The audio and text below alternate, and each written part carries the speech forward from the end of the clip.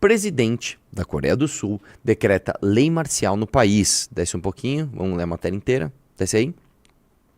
O presidente da Coreia do Sul, Yoon Suk Yeol, é assim que se fala? Será? Yoon Suk Yeol?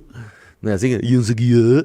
Né? Você já reparou que coreano, cara, quando você assiste série coreana, tipo Round Six ou aquela outra lá, como é que é? Que é umas cartas lá, que é a...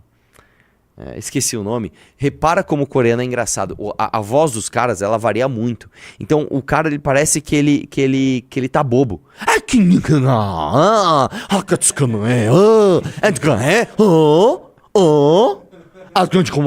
Era isso que vocês queriam, senhores. Eles fazem isso o tempo todo.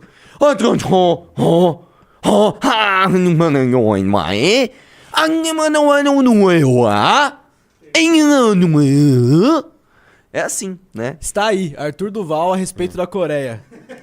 Não, e assim, eu tenho um stand-up de um cara que ele faz isso, mas é muito bom porque realmente é verdade. Você pega, por exemplo, vamos pegar os sotaques coreanos. Ele fala que é o seguinte, como é que é? O homem japonês parece que ele tá sempre com raiva. Hai!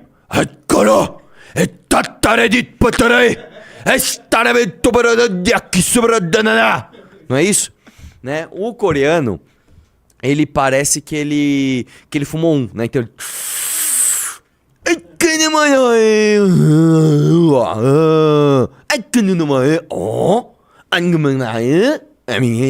É assim, né? Aí qual que ele outro imita? Ele imita o vietnamita. Ele fala o vietnamita, parece que ele cheirou um pó. Então ele fala...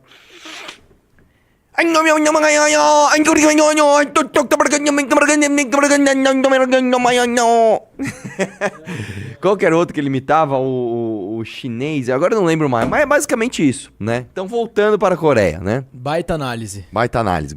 Gostou? Vamos lá. O presidente da Coreia do Sul, Yoon Suk Yeol, declarou lei marcial em um discurso sem aviso prévio, transmitido ao vivo na televisão YTN nessa terça-feira. Yoon disse que não tinha escolha a não ser adotar a medida a fim de salvaguardar a ordem livre e constitucional, afirmando que os partidos de oposição tornaram o processo parlamentar refém para lançar o país em uma crise. Também justificou a decisão como essencial para proteger as liberdades e a segurança do povo, garantir a sustentabilidade do país e passar uma nação estável para as futuras gerações. Declaro lei marcial para proteger a liberdade pública coreia. A ameaça das forças comunistas norte-coreanas para erradicar as expressivas sociedades estados norte-coreanos que estão saqueando a liberdade. Desce aí um pouquinho. Ele citou uma moção dessa semana do Partido Democrático, que tem maioria no parlamento, ou seja, existe um partido que é de oposição dele, que decretou citou uma moção, fez uma moção, que tinha como objetivo lançar um impeachment contra os principais promotores da Coreia do Sul. A legenda também rejeitou uma proposta de orçamento do governo. Bora? Desce aí um pouquinho. Ainda assim, não diz coisas me disseram Tomás. Classificou as ações da oposição como comportamento anti-estatal, claro, como de incitar a rebelião. Ele ainda afirmou que esses atos paralisam os assuntos do Estado. Entrada do parlamento é bloqueada. Olha lá. O presidente do parlamento sul-coreano está indo para a Casa Legislativa e planeja convocar uma sessão de acordo com a emissora local. A agência de notícias Yonhap relatou que a entrada do parlamento está bloqueada, os legisladores não conseguem entrar. Desce aí.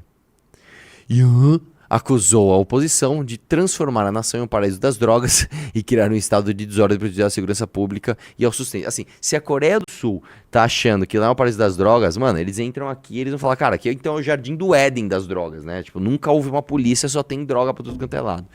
Ele também alegou que o Partido Democrata estava tentando derrubar o sistema democrático liberal, declarando a Assembleia Nacional como um monstro que mina a democracia liberal e a nação está em partido mercado, eliminamos as forças. Vamos lá. Você sabe que todo regime autoritário ele se justifica a partir, né, de um vilão, de um inimigo, que ele coloca como alguém que quer o mal, que quer isso, que quer aquilo, e o cara, ele passa por cima da ordem democrática. Agora, eu não sou especialista em Coreia do Sul, cara, eu não sei te dizer exatamente o que aconteceu, né, talvez a gente tenha que falar com o Renato Batista, mas eu vou dizer uma coisa, vou trazer uma reflexão mais profunda aqui, talvez preocupante. Existe um livro do Steven Pinker, muito bom, chamado O Novo Iluminismo, onde basicamente a tese dele é que o avanço da técnica, né, o avanço da técnica humana é algo só positivo e que a gente tem melhores condições de vida, e ele prova isso, cara, é um livro grosso, ele tem acho que 700 páginas, ele traz ali diversos números, dados, gráficos de como a nossa vida melhorou ao longo dos anos. Então, por exemplo, ele mostra como o número de cirurgias que antes eram complicadíssimas, hoje se tornaram coisas corriqueiras, ele mostra como o avanço da tecnologia faz com que a gente tenha mais acesso a eletrodomésticos até, que tornam a nossa vida mais confortável, né? Ele faz uma comparação, por exemplo, do número de aspiradores de pó que tinham nos Estados Unidos nos anos 30 e hoje, como é que eles estão, ar-condicionado, etc. Então ele vai mostrando que a sociedade tem se tornado melhor. E na parte das ciências humanas de conflito, né?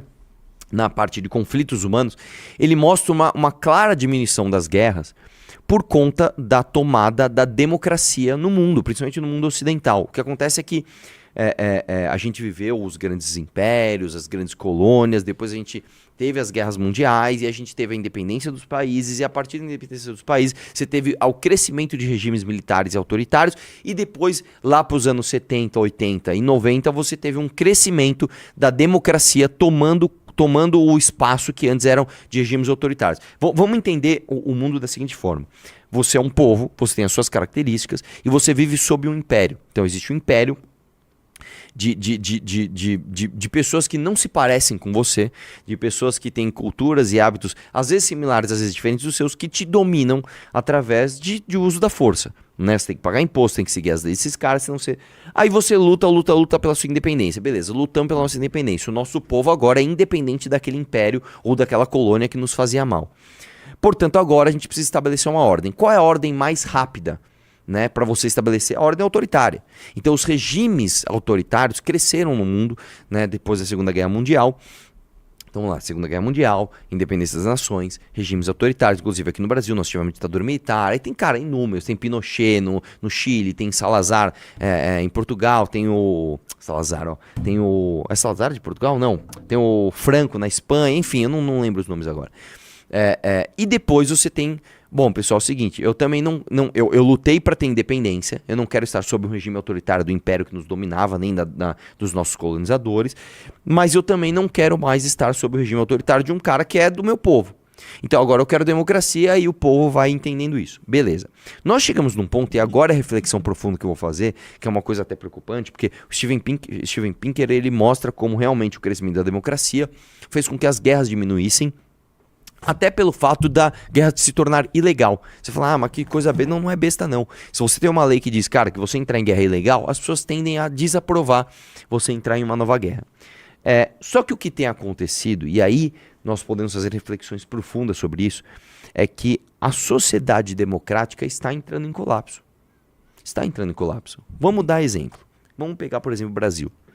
Cara, não dá para dizer que um Brasil bolsopetista, um Brasil onde você tem Lula e Bolsonaro, é um país cuja democracia está em plena saúde, né? Nós acabamos de sair de uma tentativa de golpe de Estado. Antes disso, a gente tinha o governo do PT, que basicamente foi o governo mais corrupto da história do Brasil. Então não dá para dizer que a nossa democracia está saudável. Vamos pegar os Estados Unidos. Trump e Biden. Cara, as pessoas têm ódio do outro lado. A polarização tá imensa. Vamos pegar a Europa. Tem uma galera que achava que, se você não deixasse os imigrantes entrar, isso era um monstro, isso era um absurdo. Deixar imigrante entrar pra caramba, os caras estão fazendo um estrago na Europa.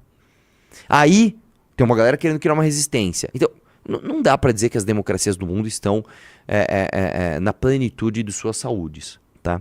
O que vem depois disso? E talvez, cara, a guerra da Ucrânia, a guerra de Israel no Oriente Médio, né? E a Coreia do Sul ter tomado essa atitude, talvez seja o sintoma, eu espero que não, de uma guinada autoritária do mundo novamente. Será? Nós temos um vídeo dos militares invadindo as ruas aí da Coreia, vamos dar uma olhada?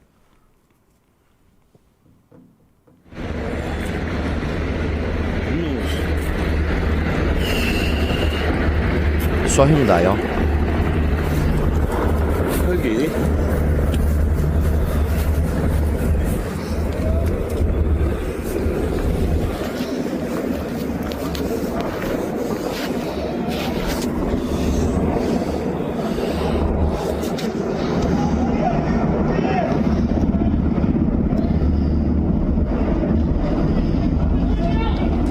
assim, cara, quando você tem forças armadas invadindo uma casa legislativa, não dá pra dizer que você não tá indo pra um regime autoritário, né? Eu quero falar uma coisa pra vocês. O que é a definição de um regime autoritário? O que é a definição de uma ditadura? A definição de uma ditadura é você ter o poder executivo suprimindo todos os outros. Você sabe que a gente tem a divisão, a tripartição do poder, né? Você tem o poder judiciário, que é quem julga se uma ação está dentro ou fora da lei.